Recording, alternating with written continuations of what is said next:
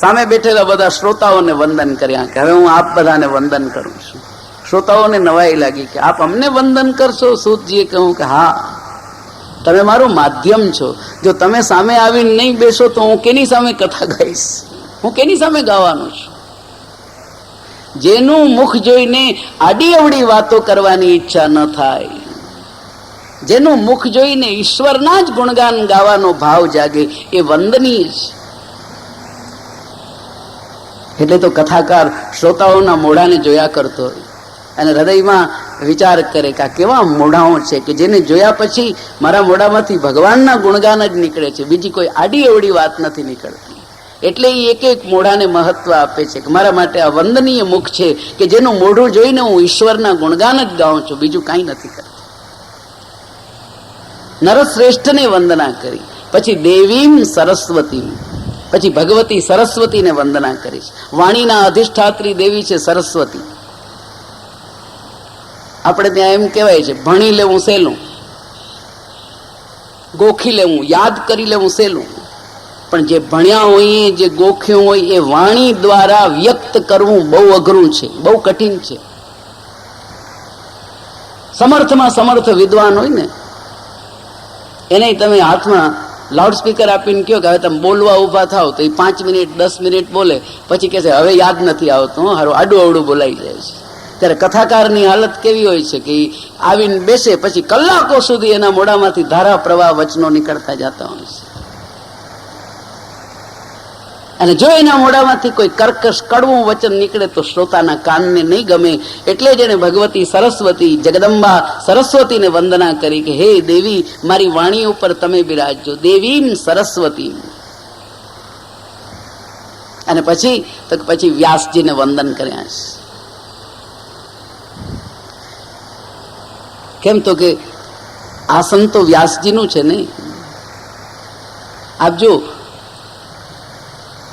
એ આસનનું નામ બદલાય નહીં, એના ઉપર બેસવા વાળા બદલાઈ જાય, એ કેટલાય બદલાતા જતા હોય, પણ આસન એકનું એક રહે. અને એનું નામ કથાકાર જયારે આસન ઉપર આવીને બેસે એ આસનને શું કહીએ આપણે? વ્યાસપીઠ.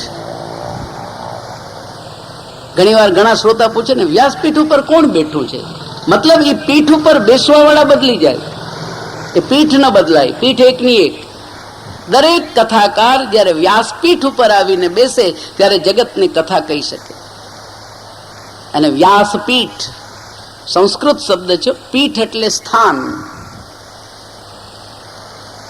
પણ આપણી ગુજરાતી ભાષામાં પીઠ એટલે પીઠ પણ કહેવાય ને, વાંસો પણ કહેવાય ને. વ્યાસની પીઠ ઉપર બેસે ત્યારે જગતની કથા. અરે એક પાણીદાર ઘોડાની પીઠ ઉપર બેસવું હોય ને તો નવો સવાર હોય ને તો એ સીધો ઘોડાની પીઠ ઉપર બેસી ન જાય.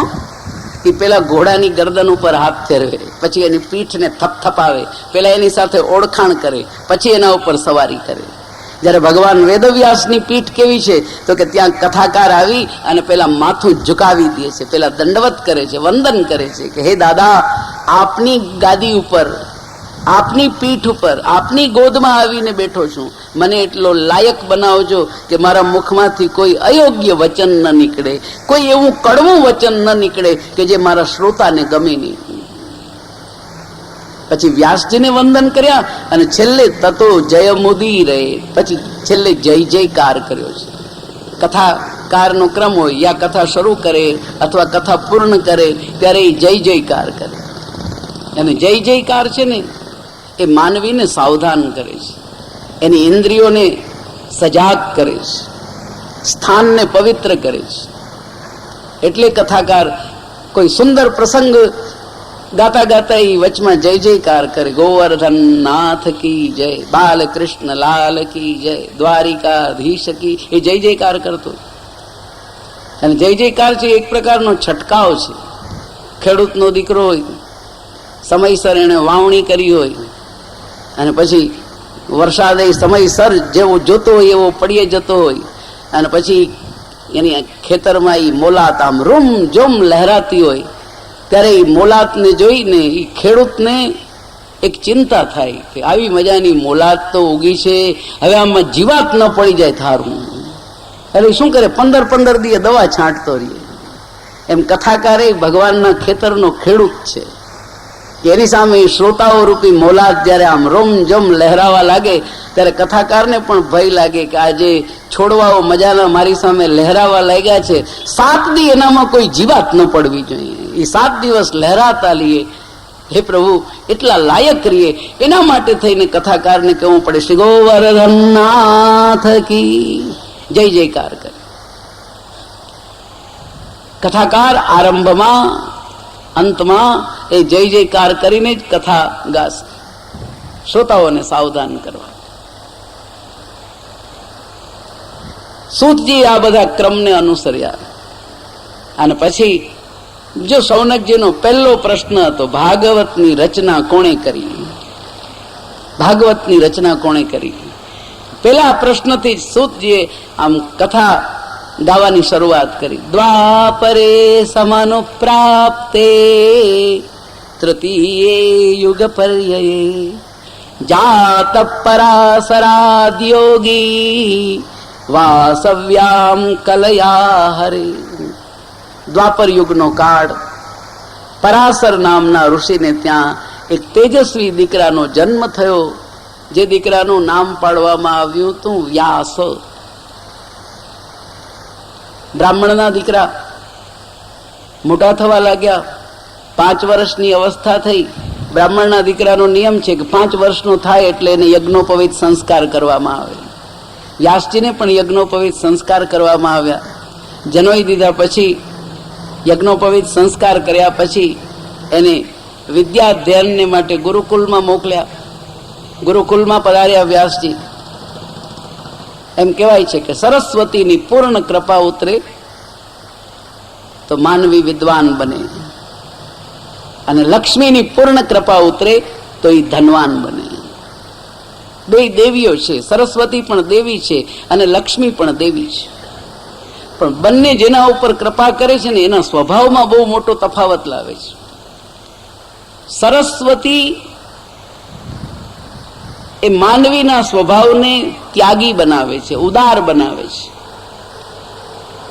જ્યારે લક્ષ્મી માનવીના સ્વભાવને સંગ્રહ વૃત્તિ વાળો બનાવે છે, સંગ્રહખોર બનાવે છે. આ બે દેવીઓમાં આ વિશેષતા છે. સરસ્વતીજીની જેના ઉપર કૃપા ઉતરે ને એ બહુ ઉદાર બને. એ ખૂબ ભણી ગણીને વિદ્વાન થયો હોય, એને તમે જઈને પૂછો કે અમને આ શીખવાડો ને, તો એ તરત કહેશે હા શીખી લ્યો, ચાલો હું તમને ભણાવું. અમે ભણ્યા છીએ તો કામનું શું, લ્યો તમને હું શીખાડું. લક્ષ્મી જેની પાસે ઘણી બધી હશે એ કોઈને એમ નહીં કે લ્યો બેંકમાં આટલા બધા થોકડા મારા પડ્યા છે તો અડધા તમે લઈ જાઓ ને તમને કામ આવશે. ના, લક્ષ્મી કોઈને દેવાની વાત ન કરે, એ સંગ્રહ વૃત્તિ વધારે. કોઈ 5 રૂપિયા ભેગા કર્યા હોય ને તો એ બધા એને સલાહ આપે કે હજી ભેગા કર, 5 માંથી 25 થશે. 25 કરવા વાળાને કહેશે હવે 50 પૂગી જા, કેટલી વાર લાગે? 50 પૂગ્યા પછી કહેશે હવે 100 સુધી પહોંચતા કેટલી વારી? 100 માંથી 1000, 1000 માંથી 10,000, 10,000 માંથી લાખ. સંગ્રહ કરવાનું મન જગાડે એને આપણે લક્ષ્મી કહીએ છીએ, અને ત્યાગની વૃત્તિ જગાડે એને આપણે સરસ્વતી કહીએ. ભગવાન વેદવ્યાસ ઉપર સરસ્વતીની કૃપા ઉતરી, ખૂબ ભણ્યા, સર્વોપરી વિદ્વાન થયા. પણ એ બધી વિદ્યાઓ પ્રાપ્ત કર્યા પછી ત્યાગની વૃત્તિ જાગી કે મેં તો જીવનમાં બધું મેળવ્યું, પણ એનાથી સમાજને શો લાભ, એનાથી સમાજને શો ફાયદો? ત્યારે વ્યાસજીએ સમાજ માટે ઘણા કાર્યો કર્યા છે. પૂર્વે વેદનું એક જ સ્વરૂપ હતું. ભગવાન વ્યાસે વિચાર કર્યો કે એટલું મોટું જે આ વેદનું સ્વરૂપ છે, કાલ સવારે જ્યારે સમયનો અભાવ માનવીને સતાવશે, કાલાંતર થશે, ત્યારે એટલા મોટા વેદને જાણવો કઠિન પડશે. એટલે વેદવ્યાસે શું કર્યું તો કે એક વેદના 4 વિભાગ બનાવ્યા: ઋગ્વેદ, યજુર્વેદ, સામવેદ, અથર્વવેદ. પોતાના શિષ્યોમાંથી 4 શિષ્યોને આમ અલગ તારવી લીધા: સુમંતુ, જૈમિની, પૈલ અને પરાસર. અને આ 4 શિષ્યોને આજ્ઞા કરી કે તમે આ એક એક વિભાગના જ્ઞાતા બનો. એ 4 વિભાગો વ્યાસજીએ કર્યા, અને જે વ્યાસે વિભાગો કર્યા એમને આપણે વેદવ્યાસના નામથી ઓળખ્યા. એ વેદવ્યાસ કહેવાયા. અને આપણા દેશમાં 4 પરંપરા શરૂ થઈ. જો બ્રાહ્મણોમાં તમને પરંપરા જોવા મળે. ઘણા બ્રાહ્મણો યજુર્વેદીય હોય, ઘણા સામવેદીય હોય, ઘણા અથર્વવેદીય હોય, ઘણા ઋગ્વેદીય હોય. એ 4 પરંપરા આ શિષ્યો દ્વારા શરૂ થઈ. પછી એમણે પુરાણોની રચના કરી, જેને આપણે પંચમ વેદ કહીએ છીએ.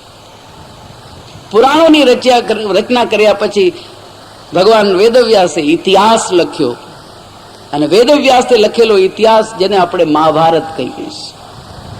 બહુ સામર્થ્યથી આ બધા કાર્યો કર્યા છે.